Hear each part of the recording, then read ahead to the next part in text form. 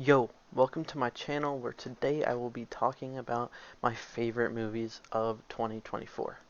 This year has been exceptional for films with groundbreaking stories, incredible performances, and unforgettable moments on the big screen. In this video, I will count down my top 5 movies of the year, highlighting what made each one stand out and why they deserve a spot on this list. Kicking off the list is A Complete Unknown, a film that completely blindsided me, if I'm being honest. I walked in with no strong interest in Bob Dylan, but by the time the credits rolled, I was blown away by the biopic. Timothy Chalamet's performance as Bob Dylan is Oscar worthy and honestly elevated to a film to a whole nother level than I think anybody else could have done in that role. He embodies him so perfectly that even Bob Dylan himself praised his portrayal. Timothy Chalamet captured the complexities of Bob Dylan, his genius, his introversion, and the pressure of the sudden fame he got. It's more than just a highlight reel of his achievements throughout his life. It's an honest look at a man who had ups and downs. He wasn't perfect, and that honestly made it very different from a lot of other biopics, in my opinion. Um, James Mangold, the director, did a phenomenal job of recreating the 60s. The supporting cast, especially Edward Norton, deserves a lot of credit for their performances, which raised this movie up on my rankings. Each character added a lot of depth to the movie, in my opinion. And what stood out to me the most was how the film portrayed uh, Dylan's struggles with identity. It was fun to see the constant tug of war between him making the same songs over and over or doing something new. And in the end of the movie, that's the big thing is he chooses to do something new. And while the film does drag a bit in some places, its emotional depth and stunning visuals more than make up for it. So, A Complete Unknown lands at number 5 on my list. Next on my list, in the number 4 spot, is Twisters. This one holds a special place in my heart.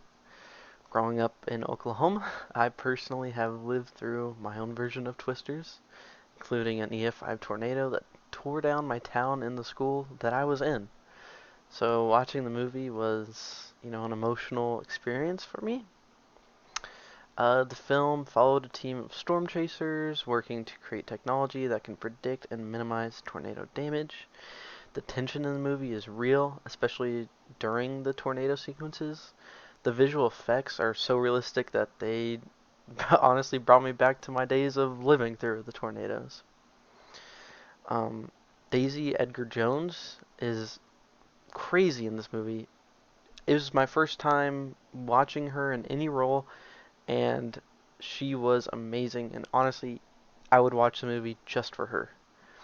Her character's determination and vulnerability made her stand out, and Glenn Powell as well always adds charisma and is just an amazing actor. And the duo in this movie is great, and it's not the only time Glenn Powell will be in a great duo on this list.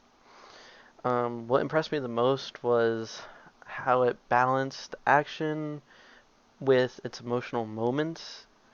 It dives into themes of resilience between the community and humans' ability to, weather any storm.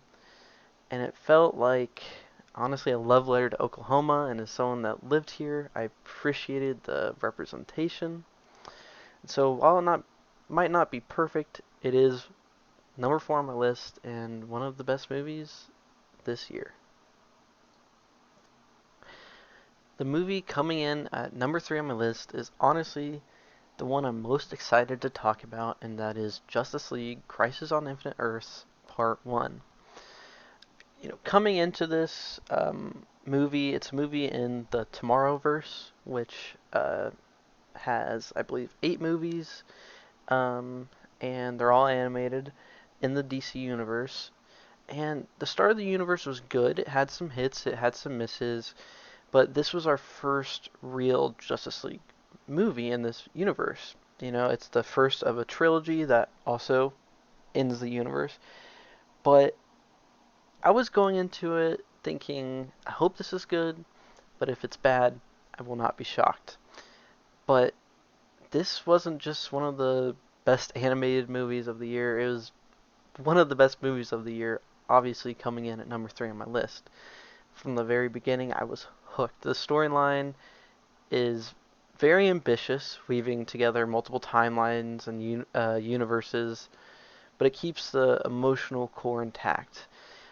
Barry Allen, aka The Flash, goes on a time traveling journey, and it's honestly heartbreaking to see, his journey and what happens. Um, there's also a huge twist in there with Constantine, which I was just amazed at my first time seeing. Um, what I loved most about this movie was it didn't shy away from the emotional scenes. You know, sometimes in animated movies it can be hard to portray emotions, but this movie is not like that at all. Barry and Iris's aging storyline was very beautifully done.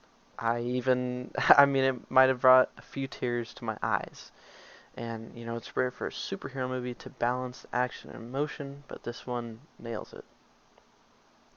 While it didn't necessarily land with the critics, I thought it was fantastic and reminded me why I fell in love with superhero stories in the first place. So that is why Crisis on Infinite Earths Part 1 is the number 3 spot on my list. Coming in at number 2 on the list is Hitman. This movie takes the runner-up spot for a good reason. It's a masterclass in the chemistry and the storytelling, thanks to the duo of Glen Powell and Adria Arjona. Um, Adria Arjona is a huge up-and-coming actress that has blown up this year.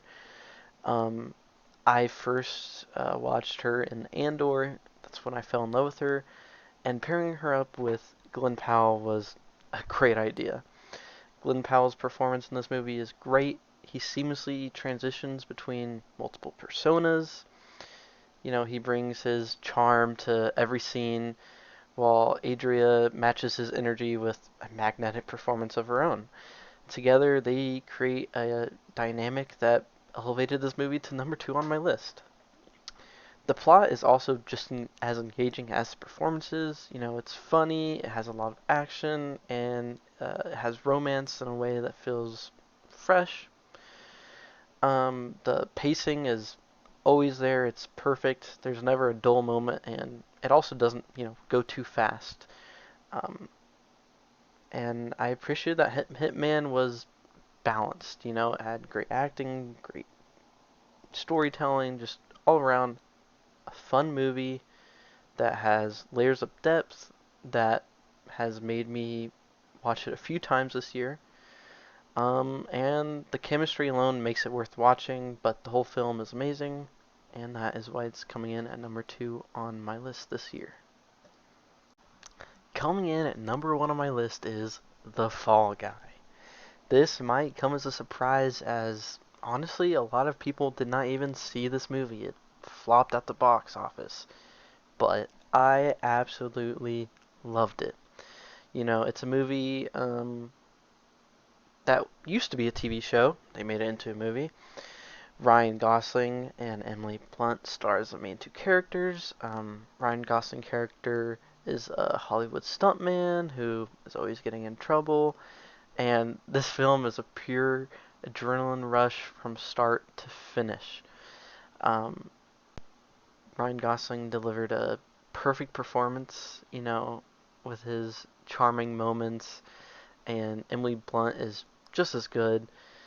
Um, and it's honestly everything that I said about the Hitman applies to the Fall Guy. It's action packed, it's never dull, it's not too fast, the chemistry is amazing. Just all around, it's an awesome movie. And another reason this movie is so good is because the stunts. Obviously, it's about a stuntman. The director, David Leitch, directed John Wick, he directed Deadpool 2, and he definitely brought his signature style from those movies into this movie, and it was just awesome. It was just an amazing movie about, I mean, a stuntman, and it's filled with humor, filled with romance, it's filled with everything you want in a movie. And that's why it landed the spot as my favorite movie of 2024. Thank you for watching this video, and I have 2 questions for you as you leave. What were your top 5 favorite movies of the year, and what video should I do next? I appreciate everyone that watched, and have a great day.